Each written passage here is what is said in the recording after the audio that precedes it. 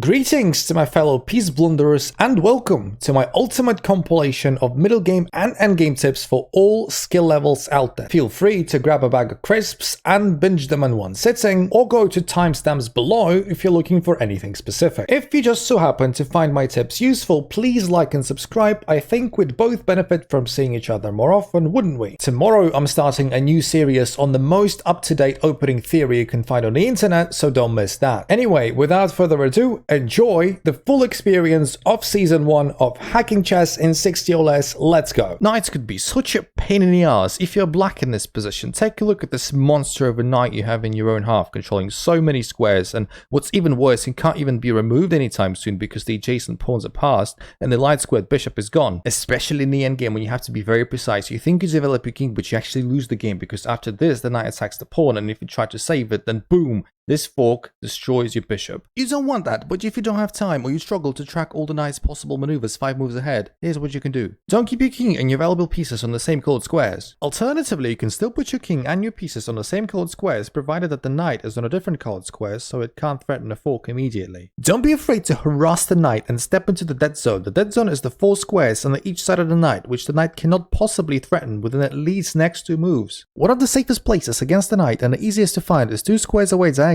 from the knight, because it'll take the knight minimum 3 moves to threaten your piece as long as it stays in place. You worked your socks off to get to this position with an extra passed pawn here, and when you don't even know what's sweat here, you or your toilet seat, the last thing you want to do is bottle it. So it's white to move here, and what do? Do you push the king or do you push the pawn? One of the main endgame rules is that you want to keep your king as active as possible. So you want to push your king, and then you want to keep pushing your king until pushing your king any further can actually endanger your pawn, so you start pushing the pawn. And then you follow this rule up until the point where the enemy king is forced onto the 8th rank, and then you create the opposition. Direct opposition is when the kings are 1 square apart in a straight or a diagonal line, which forces the king to move his side and you move in the other direction, and now your pawn can safely queen. If you're not very experienced yet, you can't always tell if a position like this with white to move is a draw or a win. In a king versus king and pawn ending, the position is winning if your king can get to any of the 3 squares in front of the pawn 2 ranks away. With white to move, it will be very straightforward to get one of these squares, and now you know you're winning, you just need to win. Same rules apply, king first, pawn second, and make sure that as the pawn travels along the board, you'll be able to move your king to one of these 3 squares. If the enemy king plays tough and blocks all the 3 squares from entry, then we use opposition on him like we discussed yesterday, forcing him to move his side, and then we move in the other direction. And now our mission is to get our king onto the 7th rank so that our pawn can safely queen, which in this example we do once again with the help of the opposition,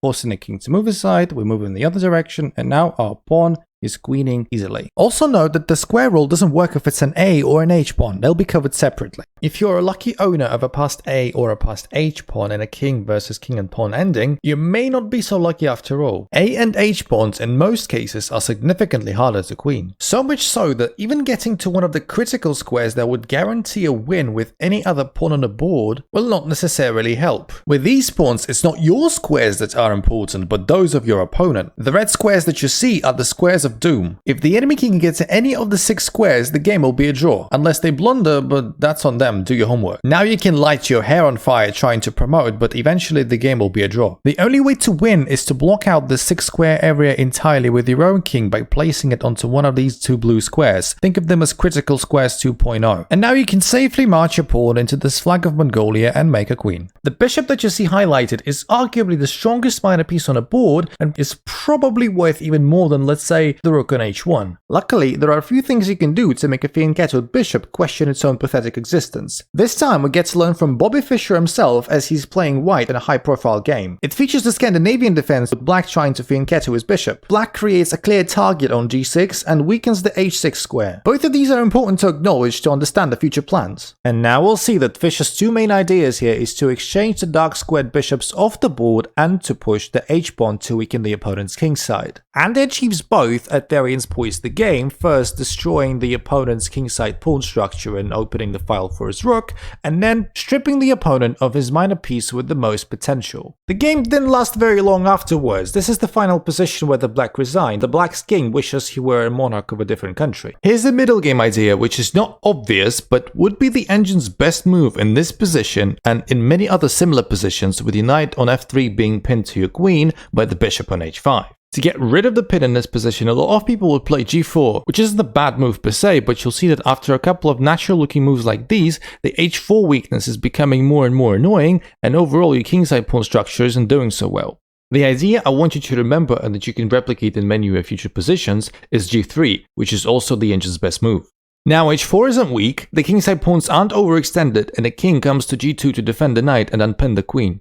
This idea works best when you still have your light squared bishop to help secure this diagonal and something like an opponent pawn on d5, making the diagonal less open, thus more safe altogether. One of the first things we're taught in chess is to castle our king to keep it safe, but sometimes it's best to remember that the king is also a chess piece and it can be used both offensively and defensively as early as the middle game. In this position, the d7 knight is under tremendous pressure, and what's worse, it can't move because it's pinned to the king. And then pinning it through castling is not an option because now the knight isn't sufficiently protected, so it's a free piece. Keeping it pinned, however, is also not ideal. White will keep pressuring the piece as your position will become more and more passive. But the good news for black is that he can play the brilliant king to e7, which somehow solves all of our problems in the position. The knight is still sufficiently defended, and now it's not even pinned, and can now attack the white knight on e5, which was a very annoying piece. And now white is more or less forced to trade that knight, and after that the position is relatively quiet. Your king can still come to safety after rook to e8 and king to f8, but it might not even have to. The king is relatively safe on e7 as well. This position is the perfect example of how even 4 points of extra material can still mean 0 winning chances. This is an easy draw for black. By saying this position, I mean the extra passed pawn being on the a or on the h file, and the bishop of the color that is different to the color of the queening square of the pawn. Even if we let the white pieces move first here, it will not change a thing. All that black needs to do here is to never leave the 4 square area marked in red, and the draw will be inevitable. Pushing the king, pushing the pawn, moving the bishop, triangulating with the king. None of this will make black leave his corner, so white will eventually have to settle for a draw. This knowledge is especially useful in a position like this. White is up 2 connected passed pawns, but after h4 we can easily force a draw by sacrificing our bishop and creating a similar position to the one I've just shown, which is also a very easy draw. There's a consensus amongst chess players that double pawns are bad, and even in one of the most principled chess positions, which is the Ruy Lopez, a lot of people give up the bishop pair at the start of the game just to double the opponent's pawns. A couple of moves later, the motivation for that choice becomes very clear. White wants to enjoy a nice 4-3 pawn majority on the king side to easily create a passed pawn in the endgame, while black's queen side majority isn't easily convertible. That's why for some people, avoiding double pawns at all costs becomes an obsession. And every time they think of double pawns, they think of a position like this. But I would like to show you that double pawns are not always a burden. You need to remember 2 things. Double pawns are not scary if they're temporary, and if they create attacking opportunities. In this game between Kasparov and Karpov, Kasparov played the engine move knight to g4. He did double his pawns, but he opened the file for the f-rook, and just a couple of moves later, he got rid of the double pawn structure altogether. Now white is slightly better with good attacking chances. It's rather obvious that you should try to restrict or block your opponent's pieces. However, I'd like to show you that restricting a piece could be much more subtle than just putting pawns in front of it. In this position, white would really like to attack on the queen side with 5 of his pieces already staring at the left side of the board. While doing so, he wants to fight against as few defenders from black as possible, namely the g5 bishop. Because after the knight on e7 and the queen on d8 move, the bishop could be then transported to d8, where it would be an annoying defending piece to deal with. That's why this attack on the queen side begins with a brilliant move on the opposite flank, h4. This forces the black bishop to retreat as far as h6, where it will definitely stay completely irrelevant to the queenside attack. And only after a couple of moves, the white pieces will be dominating the queen side, with the bishop on h6 completely unable to help. And now white will be targeting the weak pawns on a6 and d6 to then start marching his b and c pawns towards promotion with relative ease. When our pieces are not attacked, we often overlook clever retreating moves. That's because for many people the only way for their pieces is forward, which isn't always good. In this position we see that the white pieces are very nicely developed and are looking to attack on the queen side. But counterintuitively for many, one of the strongest moves in this position is queen to e1. With this move, we're preparing to put our queen on f2 so that the queen-bishop battery can exploit the black's positional weakness on b6. This weakness is also compounded by the fact that black is missing his dark squared bishop. And now black will either have to retreat his pieces as we take full control of such key squares as b6, c7 and d8, or desperately fight for the b6 square with knight to c8. But now you get to see why queen to f2 in the first place was so cool. With the knight no longer watching over f5, we can play f5, unleashing the potential of a another battery we've created by putting our queen in that beautiful square, all courtesy of that initial retreat to e1. It's recommended to exchange your bad pieces for your opponent's good pieces and your defensive pieces for your opponent's attacking pieces. This idea makes exchanging sound like a purely defensive mechanism, but you always need to read the room and see when you can use it as an attacking weapon as well. And the idea here is that you should learn to exchange even your active pieces if it is to remove an important defender of your opponent's camp. The white king isn't very safe and doesn't have many defenders around him. That's why black launches an attack, first trading his active bishop for the defensive knight on c6, followed by g5, unpinning the knight, and then c takes d, luring the queen or the rook onto the d4 square to play knight to c6 with tempo, and when the queen moves away to put a brilliant bishop on f5. And after e3 we play rook to c8. All of a sudden there are more attacking blue pieces than the defending orange pieces. The position is so desperate now that the best engine move for white is king to d2, as an attempt to remaneuver his king to a safer square in e1, but even then, black is clearly winning. Stalemate, stalemate, stalemate, stalemate, and one more stalemate. The game doesn't care at all if you played absolutely perfectly up until the endgame, and sometimes you've tried so hard and got so far, but in the end, it doesn't even matter. One small lapse of concentration leads to a miserable draw, and then you want to bash your brains in with a hammer just to find out that you didn't have any in the first place. We've all been there, it sucks. And let's see how we can avoid that. When you are so ahead in material, don't even bother grabbing more. Leaving the enemy king the only piece on the board can seriously backfire. Just ignore that free shiny pawn and go for the mate instead. Even when the opponent has more pieces than just the king, make sure that at least one of them can actually move. The a pawn and the b pawn don't really help prevent stalemate because they're blocked themselves. Learn when to stop creating more and more queens, because another queening may be the last move of your game. In a bad way, of course. And in these kind of cases, don't rush promoting to a queen. Consider under promoting to a rook, which is also more than enough to mate. If you've ever done endgame training or puzzles, then you're probably familiar with the topic of under promotion. That is when you promote a pawn not to a queen, but to a lesser piece. In this position, if we take the rook with the pawn and promote to a queen, after king takes, the position is a dead draw with equal material for both sides. There is, however, a mastermind combination which starts with queen takes a7,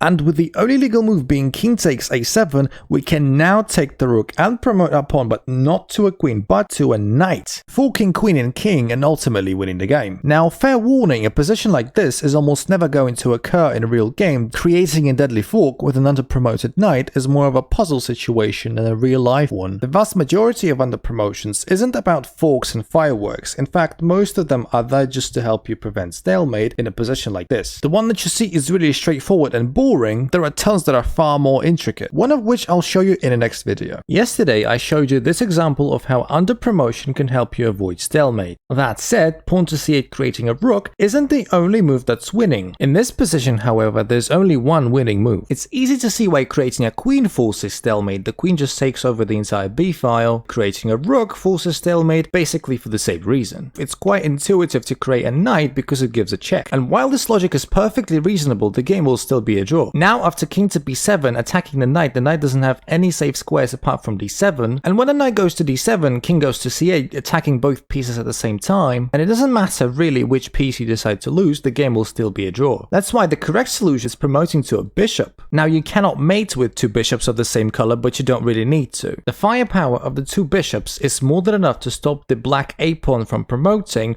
whilst supporting your own king, as he grabs the black pawn on h7 and promotes his own. In this position, we're playing from black's perspective as he's trying to queen his e pawn. However, it's white to move, and after takes, logically getting rid of the extra pawns, white moves closer to the e file, and now, on his way to capturing on e4 and promoting the pawn of his own, black is faced with two choices, d3 or d4. If we play d4, after king to f5, the game is lost. This exact structure, now with the pawns opposing each other and the kings on opposite sides, is called a trebuchet, medieval French weapon. And the only thing you need to know about the trebuchet is that the side that creates a trebuchet wins the game, because the other side is then forced out of the trebuchet and is now unable to protect their pawn, as well as to stop the opponent's pawn from promoting. And now that you understand the trebuchet, it's very easy to find a winning move, which is d3. We create the trebuchet, forcing the white king out of it, then capture on e4 and safely promote, having reached the critical squares. Today, we're looking at whether double pawns in a king and two pawns versus king positions can guarantee you a win. They will win you the game if they are not situated on the a or on the h files, while the positions of both kings are not relevant. Only thing you need to make sure of is that your king is not too far away to protect the pawns in the first place. And the And the way to win is very simple. We forget about the pawn that's farther behind and play this position out as if we just had one pawn. We'll be moving our pawn and king forward, and when the enemy king gets the opposition on us, we push the pawn with check. And now if the enemy king goes in front of the pawn, we create the opposition, forcing him to move aside, then pushing our king forward, and then repeating the cycle up until the point where the enemy king is stuck on the back row in front of our pawn. Now if we had just one pawn, the game would be a draw because the moves marked in red lose the pawn on f7, and the move marked in yellow would create stalemate. That's why only now our other pawn comes into life as we push it forward, forcing the enemy king to step aside, and now we can easily promote the pawn. Yesterday we looked at how double pawns can still win you the game on the condition that these pawns are not A or H pawn. If it is the case, then the game will be a draw if the enemy king can get to any of the 6 squares marked in red, identical to the position if we had just one pawn, not two. Trying to win from this position is pretty much a thankless task. You can push the king, you can push your pawn, you can push your other pawn, you can try to be tricky and sacrifice one of your pawns to try to lure the enemy king out of the corner, but the king will have no problem returning to the corner and staying there up until the game is a draw. This knowledge can be used while defending and getting a draw even in the most ridiculous positions. It's white to move here, and white decides quite naturally to push his king forward as you normally should in the endgame. However, in this position it's a terrible blunder, throwing away an easy win after bishop to d7 check. And when the king moves away, we just take the bishop, forcing a drawing position and letting white enjoy the most useless 2-pawn advantage in the history of chess. Trading queens is a far more important decision than most people think, because with the most powerful pieces off the board, the character of the game changes quite drastically. In this position it's white to move and black just offered a trade of queens. And now I would see a lot of beginner to intermediate players exchange the queens, only to create these double isolated rook pawns. But after a couple of natural moves like rook f to c1 and knight to c4, you could argue that it is black who has the initiative. All of his pieces are looking to destroy white's cramped queen side. The bishop on g7 is extremely powerful, while the white's bishop here is very underwhelming. Remember that trading queens off is favorable for the defending side or the side with the weaker king. That's why in this position we don't want to trade the queens, we want to attack black's overextended king side by making a move like queen to h5, trying to punish black for having all of its major pieces on a queen side. If knight to f6, we can always retreat to d1 and calmly continue our kingside attack. This is a tale about how sometimes in the endgame you should prioritize restricting your opponent's pieces before improving your own. In a lot of positions like this one, the only way the game can become a draw is if the enemy king can manage to help defend the queening square. And this is why the most solid move in this position for white is rook to f1, cutting off the black king entirely. Now black can try the same trick, but it's not going to work because at some point it'll have to leave the c file and go over to the d file to stop the pawn from promoting, at least for now. And with a black king completely isolated, one rook will not be enough to stop white from achieving significant progress. We're simply triangulating with the king and use the pawn as the cover as we push it forward, and the finishing touch here will be sliding our rook to c1 to protect the king from any checks on the c file. And because the black king was so far away all this time, it's simply not quick enough to make any difference whatsoever. When he at last reaches the pawn, it's too late because we can easily check him away, and now no matter where the king goes, we can safely queen. This is a famous theoretical endgame position with 2 sets of 3 pawns opposing each other in a straight line. This position is winning if the following 3 criteria are met. It's your move, your pawns are closer to promoting than the opponent's pawns,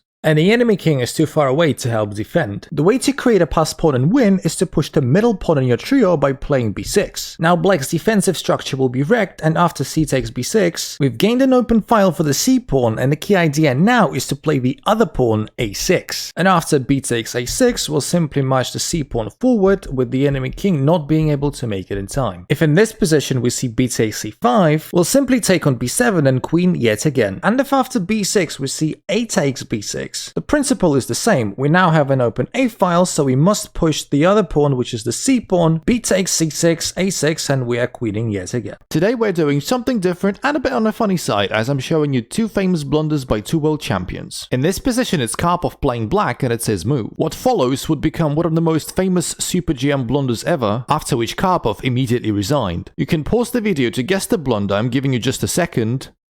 And if you guess bishop to d6, congratulations, for a moment there you just became Karpov yourself. The idea here was to get more control over e5 and f4, but after a simple retreat of the queen to d1, it now attacks 2 pieces at the same time and you can't save both. Karpov resigned. And this would be the final move of Kramnik's miscalculated line, at the end of which he played queen to e3, seemingly threatening the queen and the back rank mate at the same time, which in his head forced a trade of queens, and now he would win by pushing the queenside majority. He calmly got off his chair and was about to celebrate victory victory, but once he came back to the board, he saw Queen h7 mate being played, and it's safe to say that Kramnik was a little bit upset. You've managed to win the race for promotion, but with your opponent's pawn on the 7th rank, it's still too early to celebrate. You can only win if the enemy pawn is a B, D, E, or G pawn. I'll show you how black can draw with other pawns in later videos. Today I'm showing you how to win here. We start with a check, and now the king can only go to D1, and now you need to remember the following pattern. Checking the king away from the pawn, going in behind the pawn, leaving black with just one square to protect it. Check again, black is now forced to go in front of his pawn. And now when the pawn cannot promote the next move, we have a bit of time to start pushing our king.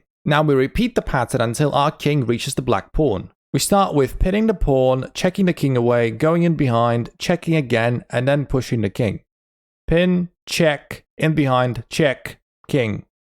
Pin, check, in behind, check, king. Now our king is close enough to support the queen. We can now give this check and then capture the pawn and then win. Don't forget about the stalemate. In the endgame positions, when there's still plenty of pawns left and most of them or all of them are blocked, you have to pay special attention to how you move your king. Simply lunging it forward may not be the best idea. Here, for example, if we play the instinctive king to a3, we'll lose the game on the spot. After king to e5, black gets the opposition, and because almost all of your pawns are blocked and b4 is ridiculous, you have to move your king and move it backward. Once that happens, the black king gets access to f4 from where he can gobble up your pawns and easily win. We often want to play waiting moves. These moves don't make our position better or worse, but they do force the opponent to make his position worse on his next move. Now, with the help of a maneuver called triangulation, instead of going straight to e3 and losing, we move to f2 first. And now any of the black king's moves other than e5 lose the e pawn in the next two moves, so he's forced to play e5 to at least somehow prolong the game. And only now do we step on e3, creating the opposition, forcing the black king back, capturing the e-pawn, and eventually win. Don't just push your pieces forward because you think you're supposed to. The following is a typical example of overextending your pieces without real reason. Here, after bishop to f4, black decides to harass it with his knight, moving it forward to h5. Now this move is still kind of okay because although h5 isn't the best square for the knight, black did open up his g7 bishop. But after bishop to e3, black goes berserk and decides to attack the bishop again with the questionable knight to c4. After bishop to c1 from white, both black knights are somewhat vulnerable, and even if black decides to support one of his knights, let's say with b5, we can cause some damage by playing knight to g5, threatening the bishop and the other knight at the same time, and forcing black to choose between the double e-pawns and a slightly ruined king side. Or if black decides to retreat his h-knight to f6, knight to g5 again, attacking the bishop that's defending the c4 knight, bishop cannot retreat, so the knight has to retreat. And now we just capture the bishop, grabbing the bishop pair and doubling the e-pawns. Creating a good knight outpost can sometimes be that one thing that wins you the game. It can only be taken off the board without losing any material for the attacking side by another knight or by the bishop of the same color as your knight right now. Also, it can only be dislodged by the pawns on the adjacent files, provided that they haven't gone past the knight yet. These facts are important to understand when looking at this position, for example. d4 is hands down the best square for the f3 knight, but for the moment it's being controlled by the black c-pawn. That's why it's a good idea to play b4, challenging that pawn, and after c4 attacking the bishop, we play the intermezzo move knight to d4 attacking the queen. Black has to save the queen, and now the attacked bishop can exchange itself for the knight on e4, and after queen takes e4, congratulations, we've created the perfect knight outpost. Black has no knights left to challenge our knight, black has no dark squared bishop, and black has no pawns to dislodge the knight with anymore. Black does now have a passed c-pawn, but our knight will be perfect for helping us stop it. Today we're going over the real basics, the square rule. There's a very simple way of knowing whether the passed pawn that you're pushing can be eventually chased down by the enemy king. We need to count the number of squares starting from your pawn and pushing all the way up to the promotion square. In this case, we have 5 squares. That means we must draw a 5-on-5 square like so to identify the so-called square of the pawn. If at any moment in time the enemy king can get into the square of the pawn, that means the king can eventually chase the pawn down and capture it. A and h pawns have one such square, whereas any other pawn has 2, like in this example. Don't be confused by the rectangle on the right because the whole square is for the moment too big to fit into the board. And again, with black to move, it's going to be a draw. The king just steps into the square of the pawn and keeps chasing the pawn down until it's ultimately captured. And don't forget that the pawns on a second rank can move 2 squares in one move, so even after king to g4, stepping into the square of the pawn, we play a4, and now the square is too small for the king to step in, we're going to promote. This is the Lucena endgame, considered by many the most important endgame there is. It's characterized by a passed pawn on the 7th rank, a king in front of the pawn blocking it from promotion, and the enemy rook and king collaborating so as not to let your king out of this cage. Remember that this endgame is easily winning for white, you just need to know the technique. First, we must check the enemy king away from your king to provide it with some breathing space, and then what we do not do is we don't step out of the cage immediately because the enemy rook will keep checking us up until the point where the king is forced back in front of the pawn. Instead, we lift our rook up, usually to the 4th rank, and this is where the magic begins. Black has no real way of improving his position, so after a move like rook to c2, we can move our king aside, king to e7. The purpose of rook to f4 was that after a couple of checks from the enemy rook, we can finally block the check with our own rook, and now black has no checks left. Takes, king f7, but nowhere near enough, and we promote and win. This position is a dead draw. There are many ways this game could finish in a draw, but the most straightforward way is for both sides to create a passed pawn on either side and cancel each other's threats out. However, even in the most drawn positions, there's always margin for error. When creating a passed pawn here, white must play h4, because if g4, then after g5, white is actually lost. This is a typical example of one pawn killing two. If h4 now, we can simply capture, and our h-pawn is now very close to queening. And because the white king is so far away from the h-file, we're not even in a rush to queen. After g5, we can see that our king can easily catch the pawn as per the square rule, so the g-pawn is now easily stoppable while the h-pawn is not. And even if we don't play h4, the easiest way for black to win will be to bring his king closer to the middle of the board and then create two threats on either side of the board, and white cannot stop both. When converting a majority into a passed pawn, make sure to push the pawn that's adjacent to the enemy pawn, not the one that's in front. Today, we're learning to improve our chess vision. Pause the video to think of the moves you could play for white in this position. If you thought of h3 stopping bishop g4 or d3 opening the c bishop, good job, both moves are perfectly fine, but there is one more that I'm sure most of you didn't even consider: knight to f6 check. The reason you don't see knight to f6 is that you assume that the move is bad. At first glance, you just hang a piece. Remember that in chess, there are no inherently bad moves. Only calculation can prove whether the move is good or bad. The only good move here for black is king to f8, after which we move the knight back to e4, having deprived black of castling rights. If pawn takes knight, pawn takes pawn with check, and now the rook on e1 helps us secure an advantage. If bishop takes knight, pawn takes bishop, and now rook on e1 pinning the pawn provides us yet again with a comfortable edge. Always keep an open mind, practice putting your pieces on seemingly terrible squares, and then calculate away. This is a positional nightmare for black, and even with equal material, white is massively winning here. And to make matters worse, white plays rook to e1 to challenge the e-file, and this is where I'd like to talk about the problem of farsightedness in chess. Sometimes when it comes to long-range pieces, we automatically assume that when they move, they will go all the way. And this is how we miss shorter range but absolutely deadly moves. In this position, black doubled his rooks, thinking that the white rook would now be forced to go all the way up to e7 and exchange itself to release some tension. It was very far-sighted of black to assume that. Best move by far here is a shorter range rook to e6. And now after takes, white has a passed pawn and improved pieces, while both of black's rooks are totally dead. In this position, black should have done rook takes e1, and now after takes rook to e8, black still cannot stop rook to e6, but at least now after takes, white has one good rook fewer, and black has one bad rook fewer. Most chess positions after some moves develop a certain imbalance. Understanding the nature of this imbalance is always a massive help when you try to think of a plan. In this position, white has a slight lead in development and the bishop pair at the cost of the double isolated pawns. A structural weakness like that usually only becomes relevant closer to the endgame. Double pawns don't really hurt if you're mating the enemy king or you're winning a lot of material elsewhere. Now, because of all of these factors, white will be looking for a dynamic position, trying to finish the game as quickly as possible before double pawns become a real problem. Conversely, black will be looking for a calmer, more static game. He just wants to remain solid, untangle his pieces, and survive till the endgame where he should win. Now we see aggressive f4 opening up the rook. White will try to be as active as possible, creating threats, while black is trying to complete his development and exchange pieces so he doesn't get overrun. The game has remained equal throughout, and which side you would take here really only depends on your personal style.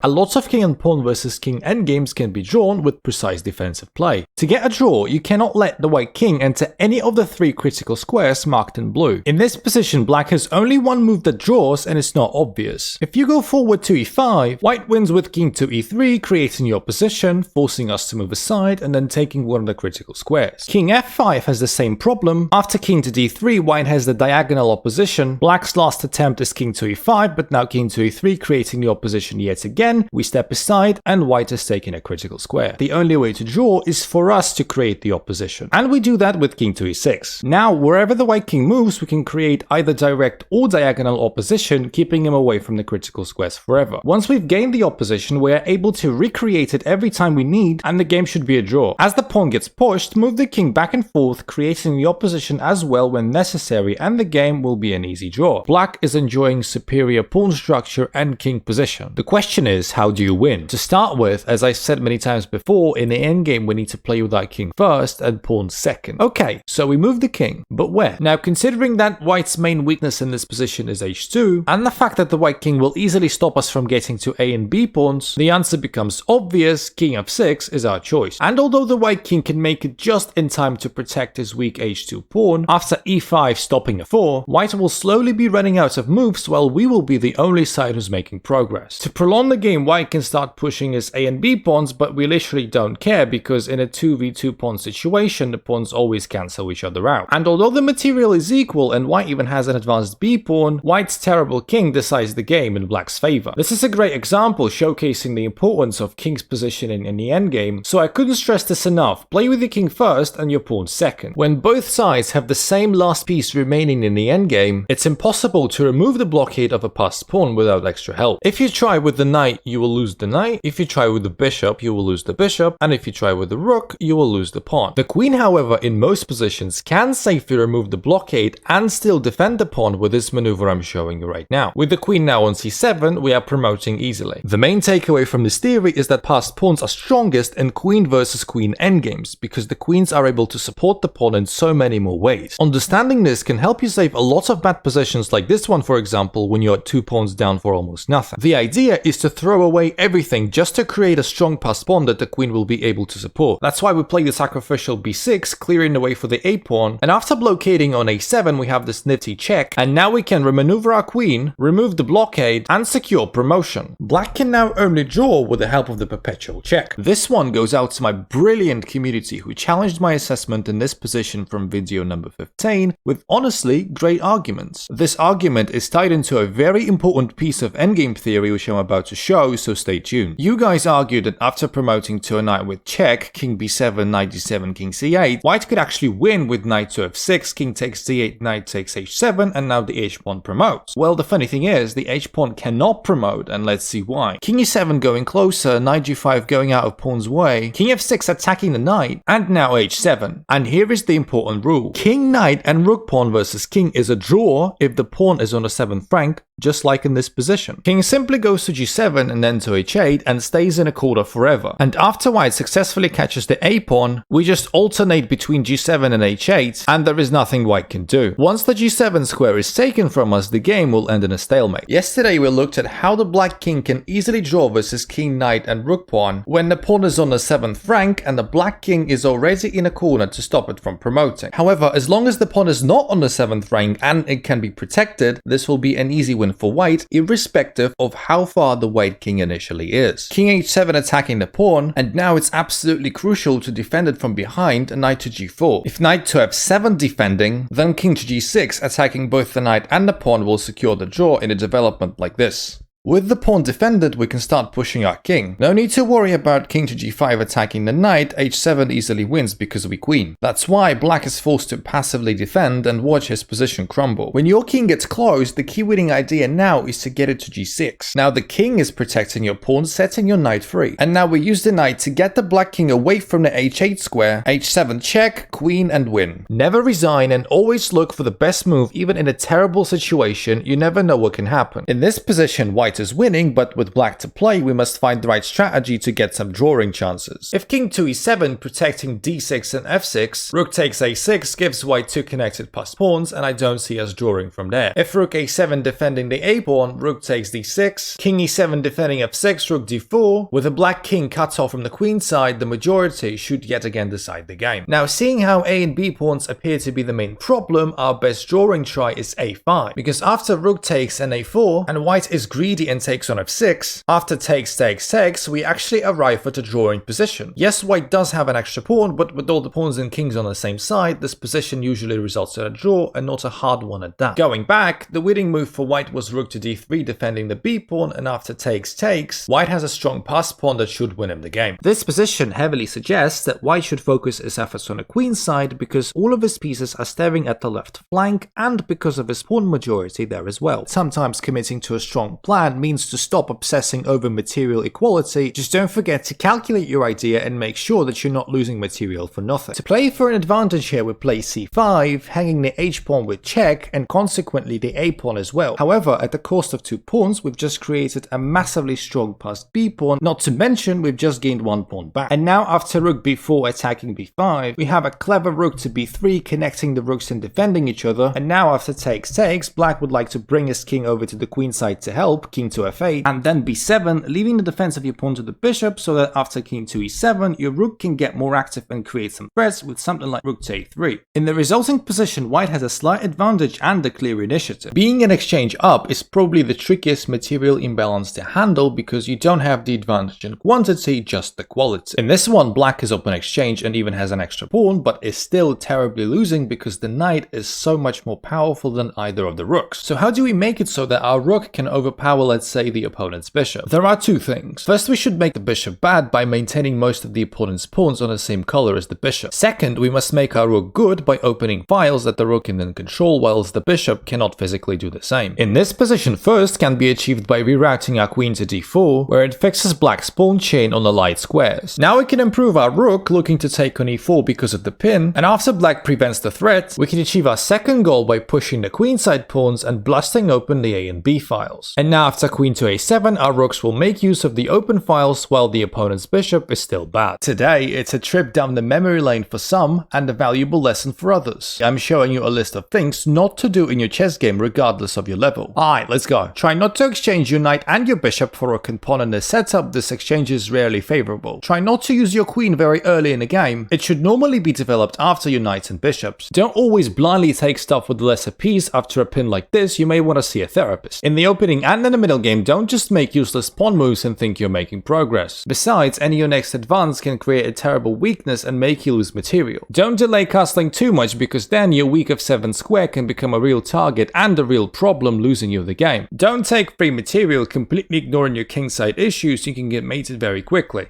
Don't just check your opponent's king without any real purpose, you may actually be improving his position. And of course, old but gold, do not forget about the back rank mate. Today we're looking at stalemates, but this time as a weapon to draw desperate positions and make your opponents lose their mind. And maybe even get a technical victory, you know, if they pass out or something. After our king goes to b6 and king d5, our king is now forced away from the pawn and the opponent can capture it, ultimately winning the game. However, there's also a stalemate trick which you will never find unless you are aware of the concept of stalemating yourself on purpose and actively looking for it. So we don't move our king, we go a6, and now after king d6 we are in a similar situation. The king can't move away because the pawn will be captured, but wait, actually the king can move, king to a5. And now if white takes the pawn, the game will end in a stalemate. And it doesn't matter how hard white tries to triangulate or get himself in, the game will eventually end in a draw.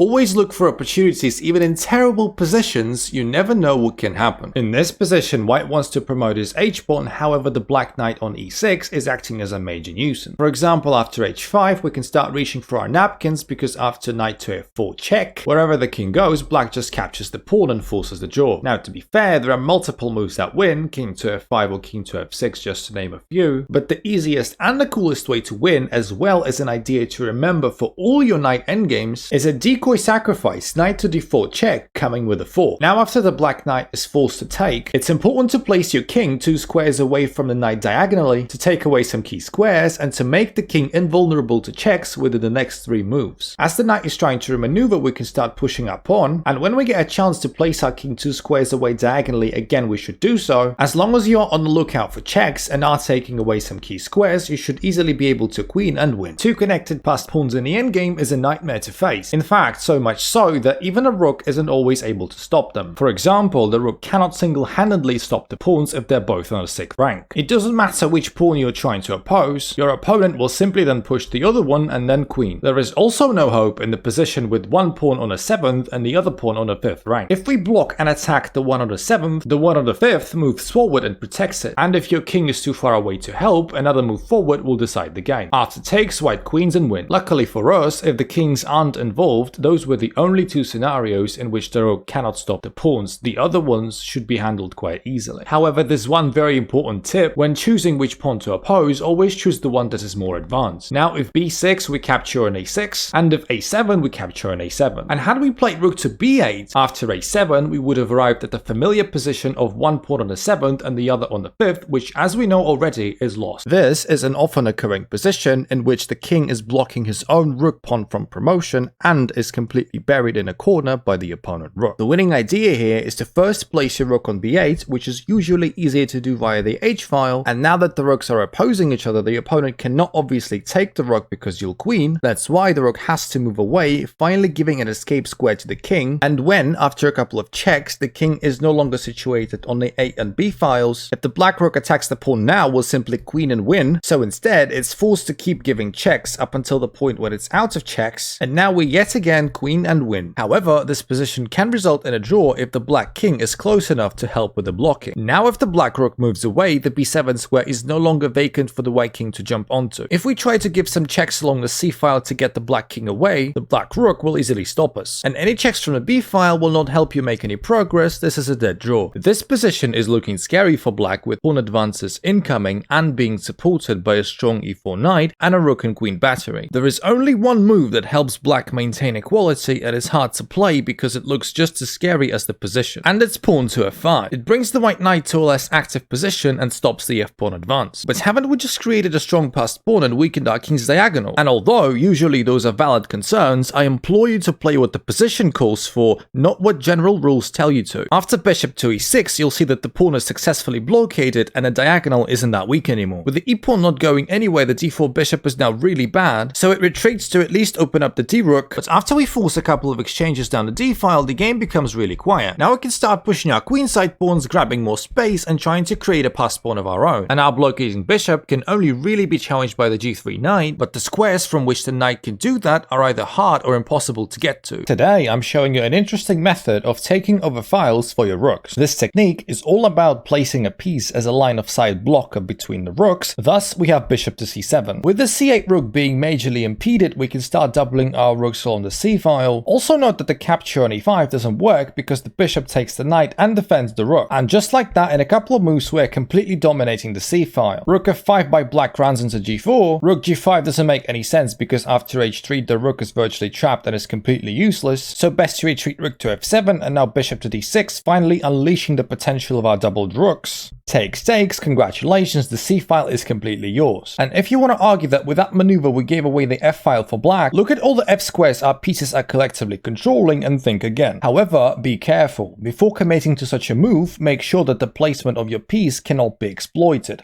Watch out for forks, double attacks and pin. In this position, white just played queen to e6, hoping that after black takes pawn takes, he will get a powerful passed pawn that should win him the game. However, when creating a passed pawn on the 5th, 6th and 7th ranks, make sure you're creating an asset, not a liability. Watch how in this position the passed pawn gets rounded up by black's pieces, whilst white's potential defenders are too far away and uncoordinated to help. Knight to g6, opening up the scope for the rook, and the pawn cannot move anyway because of the control over the e7 square. Knight to a3, opening up the a rook. d5, stripping the knight of the c4 square. Knight to c2, trying to get the knight to d4 where it protects the pawn, but it's too slow. Bishop to d6, opening up the h rook and vacating the f8 square for the knight. Rook defends defends, rook attacks, d4 knight to f8, double attacking the pawn, and the pawn will now be lost. Bishop f4 takes, and the rook retreats. The material is equal, the pass pawn is no more, and the white c pawn is weak. Black stands slightly better. In video number 23, we looked at how a queen can beat a pawn on a 7th rank unless it's a rook or a bishop pawn. Just to remind you, the general winning pattern looks like this: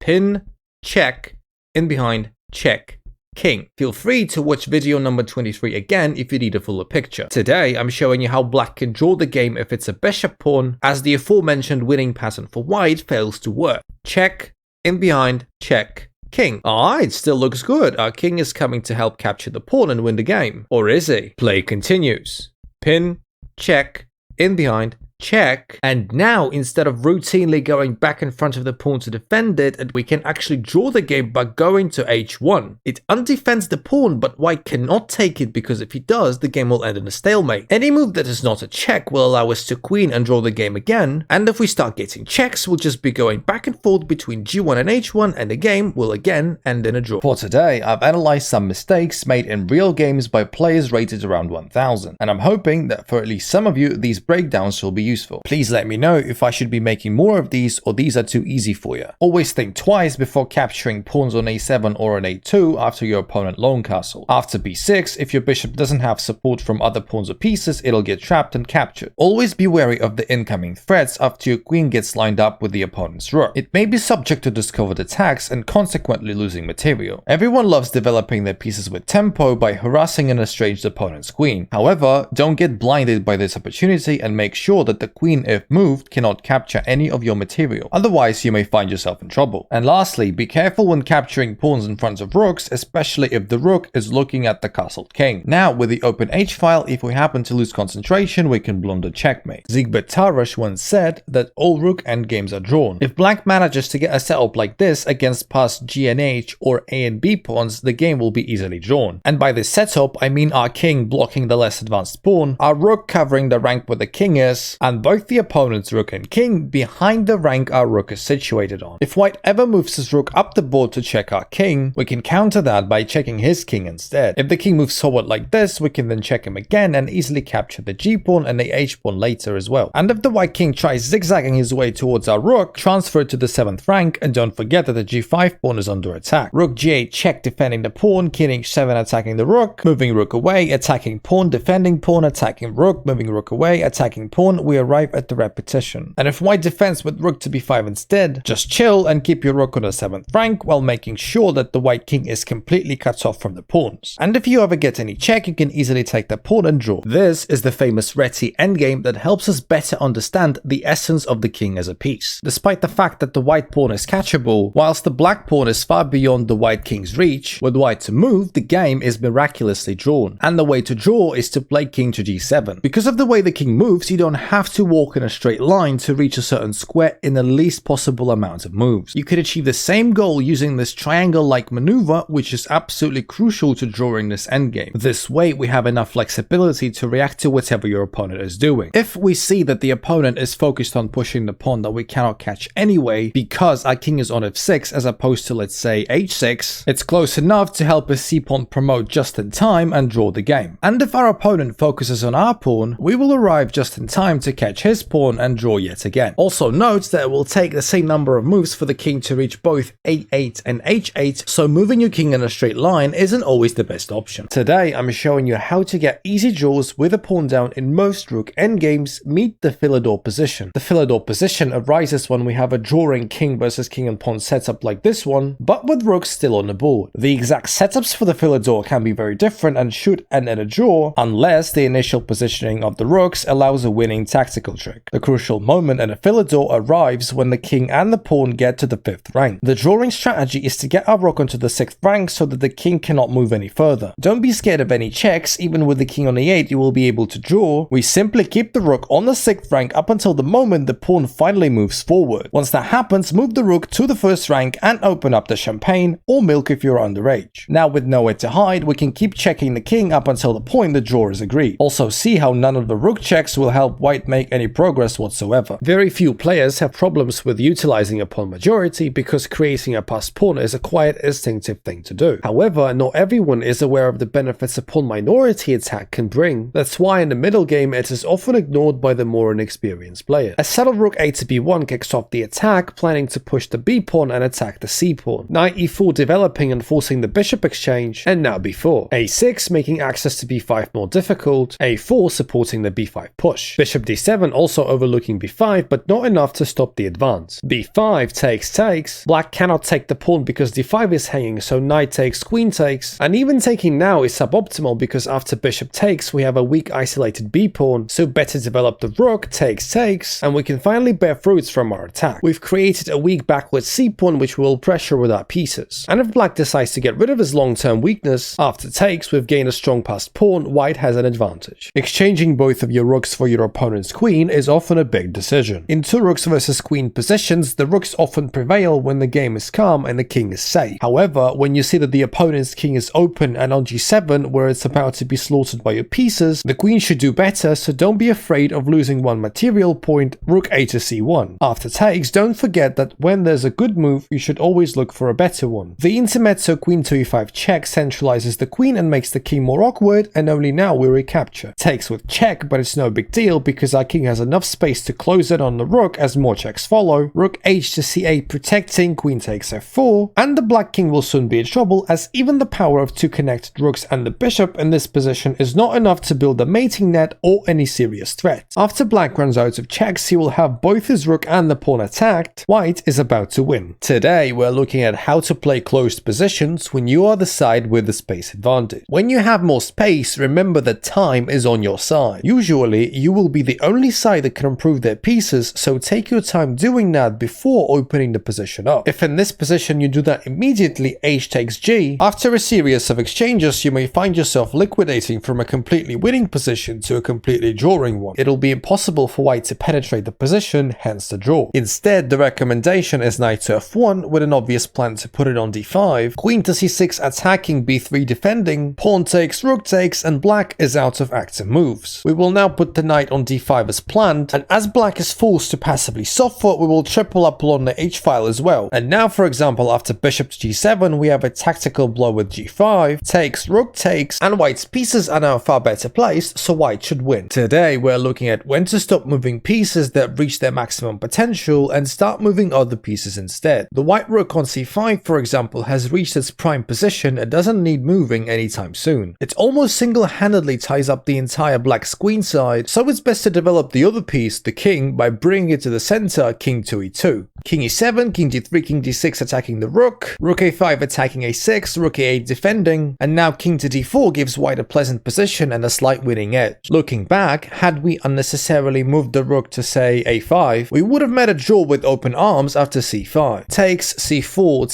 takes, rook b6 trying to stop it, c3, rook b1, and now c2 for black would be actually losing because after rook to c1, the pawn doesn't have enough support and will be captured within the next couple of moves. So the drawing idea is rook to a8 to exchange the passed a pawn for the passed c pawn, and when it does settles, we get a drawing position with 4 pawns against 3 on the same side. Today we're looking at the famous Greek gift sacrifice. Props to the legendary Flippy the Dolphin for the idea. The perfect setup for the Greek gift is characterized by bishop on d3, knight on f3, queen on d1, and the absence of the opponent's kingside defenders, namely the f6 knight, usually provided by our pawn on e5. The attack starts with bishop takes h7, king takes, with the subsequent knight to g5 check. Usually we will see the more fighting king to g6. And now, depending on a position, one of the indicated 3 moves are played. It's going to be either h4 preparing h5 check, queen to g4 preparing discovered checks with a knight, or like in this position, queen to d3 check going for the quickest mate. f5 takes en passant with check, king h5, queen h7 check, king g4 and queen h3 delivering mate. Going back, I should say that the other 3 king moves for black are much worse. King h6 runs into all sorts of discovered checks, usually losing the queen, king h8 runs into mate in 2, and king g8 also runs into mate in 2 unless the queen is sacrificed for the knight. Today we're looking at the infamous Maroczy bind, courtesy of the idea by a future chess superstar without a shadow of a doubt, Jari g4. The Maroczy bind is usually comprised of the pawns on c4 and e4 and a knight on d4. It provides great control over the squares marked in blue, and its most critical advantage is usually space. Black usually wants to exchange as many pieces as quickly as possible so that space is less of an issue, whereas white looks to play aggressively and run over black with his pieces. Exchange begins with knight takes, bishop takes. Remember that in the Maroczy bind, as black you almost never want to play e5. It hampers your dark squared bishop and makes the crucial d5 advance almost impossible. And now bishop to e6 looking at c4, f4 playing aggressively, rook to c8 developing and attacking c4 again, b3 defending, and queen to a5. Rook to c1, a6 preparing b5, and a4 stopping b5. Black will now try attacking on the queen side as white is smashing open the center with his pieces. Today we're looking at the queen versus rook endgame as suggested by a great prodigy Kevin Plays. Here we start with queen to e5 check and rook e4 blocking. The most important pattern to remember in this endgame is to triangulate with your queen because the rook can only block checks from one side. After triangulation, move your king closer so that it attacks the rook and preferably cannot be checked by the rook. The most fighting way for black to continue is usually to attack the queen, but now we repeat the pattern.